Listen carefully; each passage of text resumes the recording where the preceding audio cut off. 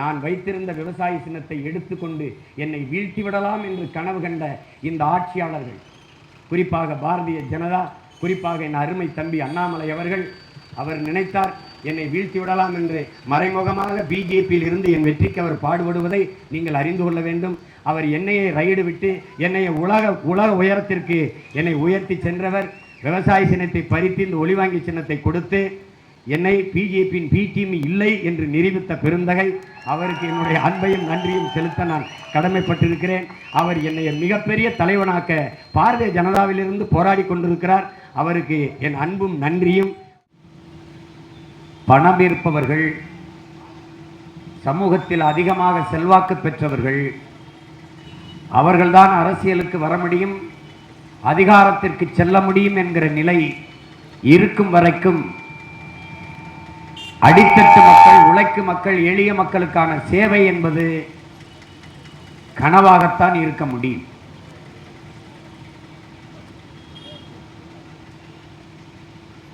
அந்த நிலையை மாற்றி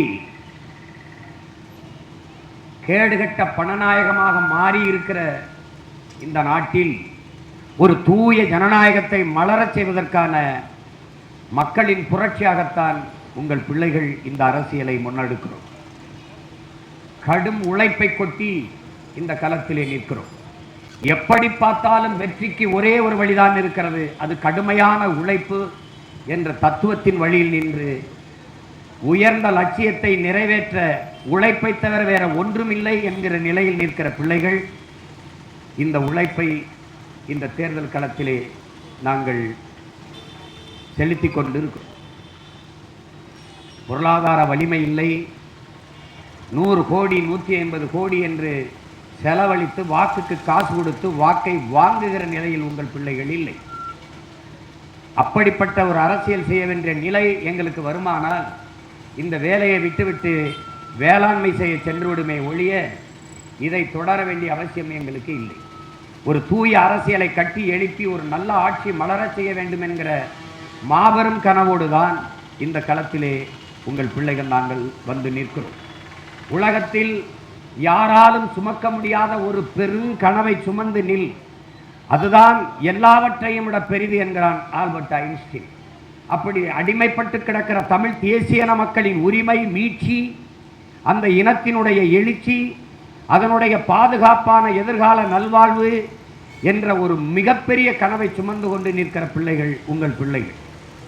இங்கே பன்னெடுங்காலமாக சாதி மதங்களாக பிரிந்து பிளந்து நாம் நின்றதாலேயே தமிழர்கள் என்கிற தேசிய உணர்வற்று இந்த நிலத்திலே தன்னின பகையால் தாழ்ந்து வீழ்ந்து அடிமைப்பட்டு கிடக்கிற சூழலுக்கு தள்ளப்பட்டிருக்கிறோம்.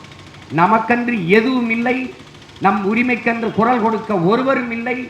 காலங்காலமாக வந்தவர்கள் நம் வாக்கை பெற்று வலிமையடைந்து அவர்கள் வசதியாக வாழ்கிறார்களே ஒழிய, நம்மை தொடர்ச்சியாக ஆள்கிறார்களே ஒழிய, நம்முடைய வாழ்க்கையை பற்றி உரிமையை பற்றி அவர்கள் ஒருபோதும் கவலைப்பட்டது கிடையாது. இங்கே அறிவார்ந்த தமிழ் சமூகத்தின் மக்கள் நீங்கள் சிந்திக்க வேண்டும். இந்திய நாட்டை ஆளக்கூடிய கட்சி எது என்ற கேள்வி இங்கில் எல்லோரும் எழுப்புகிறார்கள். இந்திய நாடு என்ற ஒன்ற நாடு இருந்ததா உருவாக்கப்பட்டதா என்கிற கேள்வியை கற்றறிந்த சான்றோர் பெருமக்கள், என்னிலும் இளைய என் தம்பி தங்கிகள் அந்த கேள்வியை எழுப்பி பார்க்க வேண்டும். இது உருவாக்கப்பட்ட ஒரு நாடு. இந்த நாட்டை ஒரே நாடாக கட்டி உருவாக்கியவன், இந்தியா என்று பெயர் வைத்தவன் வெள்ளைக்காரன். அதற்கு முன்பு இந்த நாடு 600க்கு மேற்பட்ட சமஸ்தானங்களாக, பாளையங்களாக, சிறு குறு மன்னர்களால் ஆளப்பட்டு கிடந்தது. அப்போதுதான் இந்த நிலத்தை எல்லாம் 90 கிராமங்கள், எங்கள் பாட்டன் பூலித்தேவன் ஒரு பக்கம், அழகுமுத்துக்கோன் ஒரு பக்கம், கட்டப்பொம்மன் என்கிற மன்னர் ஒரு பக்கம், எல்லோரும் சேர்ந்து ஆண்டு கொண்டிருந்தார்கள். இந்த பாளையங்களை எல்லாம் வெள்ளைக்காரர்கள் வீழ்த்தி பிறகு ஒரே நாடாக்கினார்கள். இன்று ஒரே நாடு, ஒரே தேர்தல், ஒரே குடும்ப அட்டை, ஒரே ரேஷன் கார்டு, ஒரே தேர்வு என்றால் இது ஒரே நாடு என்றால் ஒரே மொழி, ஒரே மதம் என்ற கோட்பாட்டை கொண்டு வந்து திணிப்பவர்கள் யார் என்பதை நீங்கள் அறிய வேண்டும். பாரதிய ஜனதாவினுடைய கோட்பாடு என்பது ஒரே நாடு, ஒரே ரேஷன் கார்டு, ஒரே தேர்தல். ஒரே தேர்தல் என்ற முழக்கத்தை முன்வைக்கிற அவர்கள் இதே 40 தொகுதியை கொண்டிருக்கிற பீகாரில் 7 கட்டமாக தேர்தல் நடக்கிறது. 42 தொகுதியை கொண்டிருக்கிற மேற்கு வங்கத்திலே 7 கட்டமாக தேர்தல் நடக்கிறது. 80 தொகுதியை கொண்டிருக்கிற உத்தரப்பிரதேசத்தில் 7 கட்டமாக நடக்கிறது. 14 தொகுதியை பெற்றிருக்கிற அஸ்ஸாமிலே 3 கட்டமாக தேர்தல் நடக்கிறது.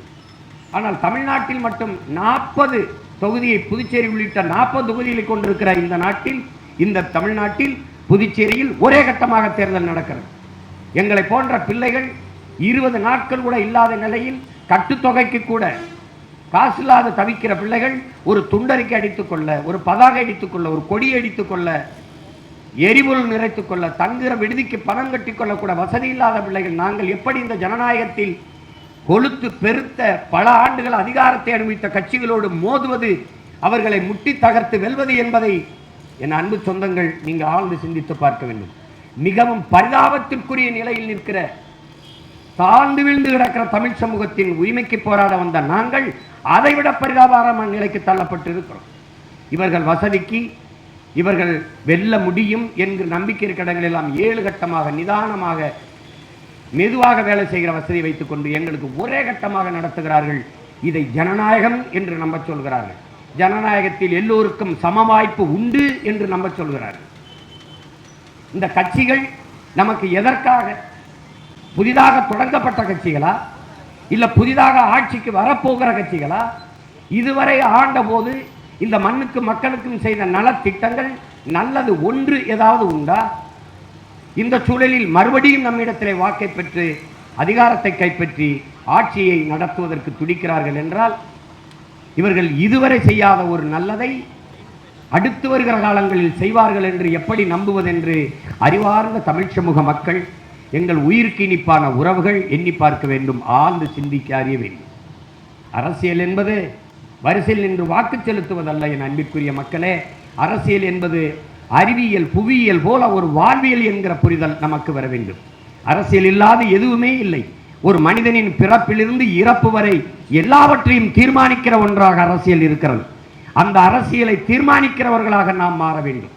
நமக்கான அரசியலை நாம் தீர்மானிப்பது, யார் தீர்மானிப்பது என்ற முடிவை நாம் ஒவ்வொருவரும் எடுக்க வேண்டும். இங்கே குடிவாரி கணக்கெடுப்பு நாம் எடுக்க சொல்கிறோம். சாதி வாரி கணக்கெடுப்பு எடுத்து எங்களுக்கு இடஒதுக்கீடை, பிரதிநிதித்துவத்தை கொடுங்கள். இடஒதுக்கீடு முறை எதற்காக வந்தது என் உயிர்க்கினியவர்களே, என் உடன் பிறந்தார்களே? பொருளாதார அடிப்படையில் இடஒதுக்கீடை கொண்டு வந்த கட்சி இந்த பாரதிய ஜனதா கட்சி. அதற்கு எதிராக போராடுகிற எல்லோரும் அந்த கட்சியோடு கூட்டணி வைத்திருக்கிறார்கள். இதுதான் வரலாற்றில் பெருந்துயரம், பெரும் கொடுமை. இடஒதுக்கீடு முறையே பொருளாதார அடிப்படையில் கொண்டு வரப்பட்டது அல்ல. பல முறை அண்ணல் அம்பேத்கர் அவர்கள் நேருவோட தர்க்கம் செய்து அவர் கருத்தை தோற்கடித்து வகுப்பு வாரி, சாதி வாரி பிரதிநிதித்துவத்தை தான் தர வேண்டும் என்று வெற்றி கண்டவர். இந்த இடஒதுக்கீடு என்பது எதற்காக வந்தது? இந்த கோட்டா முறை ஏன் வந்தது? எந்த சாதியின் அடிப்படையிலே என்னை தாழ்ந்தவன் இழிமகன் இந்த தெருவிலே நடக்காதே, இந்த கோயிலுக்குள் நுழையாதே, இந்த குளத்தில் குளிக்காதே, நீ படிக்காதே, வேலை வாய்ப்பு உனக்கு இல்லை என்று தடுத்து நிறுத்தி வைத்திருந்தீர்களோ, அடிமைப்படுத்தி வீழ்த்தினீர்களோ? எந்த சாதியின் அடிப்படையில் கல்வி, வேலை வாய்ப்பு, அரசியல் அதிகாரம் எனக்கு மறுக்கப்பட்டதோ அதன் அடிப்படையிலே அதெல்லாம் வழங்கப்பட வேண்டும் என்பதற்காக கொண்டு வரப்பட்ட ஒன்றுதான் இந்த வகுப்புவாரி பிரதிநிதித்துவம், சாதிவாரி, குடிவாரி, இடஒதுக்கீடு. ஆனால் இந்த தெருவிலே சீமான் போகக்கூடாது என்பது இருந்தது, இந்த குளத்திலே குளிக்கக்கூடாது என்றது என்பது, இந்த கோயிலுக்குள் நுழையக்கூடாது என்று இருந்தது. நான் ஏழை என்பதற்காக அல்ல, பொருளாதாரத்தில் தாழ்ந்தவன் எளிய மகன் என்பதற்காக அல்ல, நான் தாழ்ந்த சாதி இழிமகன் தீண்டத்தகாதவன் என்பதற்காக. பொருளாதார அளவுகோல் மதிப்பீடு என்பது மாறும். இன்னைக்கு ஏழையாக இருக்கிற சீமானும் அவன் தம்பி மதிவாணனும் நாளை அதானி அம்பானியாக கூட மாறலாம். ஆனால் இன்று நான் தாழ்த்தப்பட்டவனாக இருக்கிற நான் எவ்வளவு பெரிய பணக்காரனானாலும் என் மீது சுமத்தப்பட்ட இழி மகன், தாழ்ந்த சாதி என்கிற இழி சொல் மாற மறுக்கிறது. அதுதான் வரலாற்றில் பெருங்கொடுமை. அதனால்தான் பொருளாதார அடிப்படையில் இடஒதுக்கீடு என்பதை நாங்கள் ஏற்க மறுக்கிறோம். நீ பிசி, எம்பிசி என்று என்னை வைத்திருக்கிறாய், பேக்வர்ட் மோஸ்ட் பேக்வர்ட் என்று வைத்திருக்கிறாய், எஸ்சி என்று வைத்திருக்கிறாய், ஷெட்யூல்டு ட்ரைப் எஸ்டி எஸ்சி என்று வைத்திருக்கிறாய், அவனை எஸ்சி என்கிறாய், ஃபார்வர்டு கம்யூனிட்டி என்கிறாய், முன்னேறிய வகுப்பு என்கிறாய். அந்த இடத்திலே எளிய மகன் உங்கள் பிள்ளை சீமான் எழுப்பிய கேள்வி, சாதி எப்படி முன்னேறும், வகுப்பு எப்படி முன்னேறும்? பொருளாதாரத்தில் பின்தங்கி இருக்கிறான் என்றால் அவன் பின்தங்கியவன் என்று சொல். ஆனால் அவன் முன்னேறியவன் என்றால் அவர்தான் முன்னேறி விட்டாரே, பிறகு எதற்காக இடஒதுக்கீடு என்ற கேள்வி எழுமா இயலாதா? ஆழ்ந்து சிந்தித்து என் அன்பிற்குரிய தம்பி தங்கைகள், இந்த தேர்தல் களத்திலே நீங்கள் வாக்கை செலுத்த வேண்டும். பொருளாதார அடிப்படையில் இடஒதுக்கீடை கொண்டு வந்து சமூக நீதி கோட்பாட்டில் சம்மட்டி வைத்து அடுத்து தகர்த்தவர்கள் இந்த பாரதிய ஜனதா காங்கிரஸ் உடன் நின்றது. அதை எதிர்க்கவில்லை. எதிர்த்து இவர்கள் எவர் பேசினார்? எவரும் பேசவில்லை. சாதிவாரி கணக்கெடுப்பு எடுக்க மறுக்கும் கட்சியோடு குடிவாரி கணக்கெடுப்பு எடுத்து எங்களுக்கு உரிமையை கொடுங்கள் என்று கேட்கிற கட்சிகள் கூட்டணி வைத்திருப்பது எவ்வளவு கொடுமையிலும் கொடுமை என்று அறிவார்ந்த எனது அன்பு மக்கள் சிந்திச்சு பாருங்கள். மதம் கடந்து மனிதம் நேசிக்கிற மகத்தான பிள்ளைகள், மனிதம்தான் புனிதம் என்கிற உயர்ந்த கோட்பாட்டை கொண்ட பிள்ளைகள் எங்களுக்கு இந்த ஒளிவாங்கி சின்னத்திலே, மைக் சின்னத்திலே வாக்கை தந்து வெற்றி பெற செய்யுங்கள். நான் வைத்திருந்த விவசாய சின்னத்தை எடுத்துக்கொண்டு என்னை வீழ்த்தி விடலாம் என்று கனவு கண்ட இந்த ஆட்சியாளர்கள், குறிப்பாக பாரதிய ஜனதா, குறிப்பாக என் அருமை தம்பி அண்ணாமலை அவர்கள், அவர் நினைத்தார் என்னை வீழ்த்தி விடலாம் என்று மறைமுகமாக பிஜேபியில் இருந்து என் வெற்றிக்கு அவர் பாடுபடுவதை நீங்கள் அறிந்து கொள்ள வேண்டும். அவர் என்னையை ரைடு விட்டு என்னைய உலக உயரத்திற்கு என்னை உயர்த்தி சென்றவர். விவசாய சின்னத்தை பறித்து இந்த ஒளிவாங்கி சின்னத்தை கொடுத்து என்னை பிஜேபியின் பி டீம் இல்லை என்று நிரூபித்த பெருந்தகை. அவருக்கு என்னுடைய அன்பையும் நன்றியும் செலுத்த நான் கடமைப்பட்டிருக்கிறேன். அவர் என்னை மிகப்பெரிய தலைவனாக்க பாரதிய ஜனதாவிலிருந்து போராடி கொண்டிருக்கிறார். அவருக்கு என் அன்பும் நன்றியும். புரட்சி எப்போதும் வெல்லும் என் உடன் பிறந்தார்களே, நாளை உங்கள் பிள்ளைகளின் வெற்றி அதை சொல்லும். எங்களின் இலக்கு ஒன்றுதான், இனத்தின் விடுதலை. இனம் ஒன்றாவோம், இலக்கை வென்றாவோம். அனுப்புங்கள். இந்த ஒளிவாங்கியில் இன்று நாங்கள் முழங்குவதைப் போல இந்த மண்ணின் மக்களின் உரிமைக்காக, அடித்தட்டு மக்கள், உழைக்கும் மக்களின் உரிமை குரலாக முழங்குவான். என்னையை ரைடு விட்டும் ஒரு துளியளவும் என்னையவா நீ ரைடு விடுகிறாய் என்று கலங்காது நின்றவன் என் தம்பி மதிவாணன் அவர்கள். அவனுக்கு வாக்கு தந்து எளிய மகன் எங்களை வெற்றி பெற செய்யுங்கள். நன்றி, வணக்கம். நாம் தமிழர்.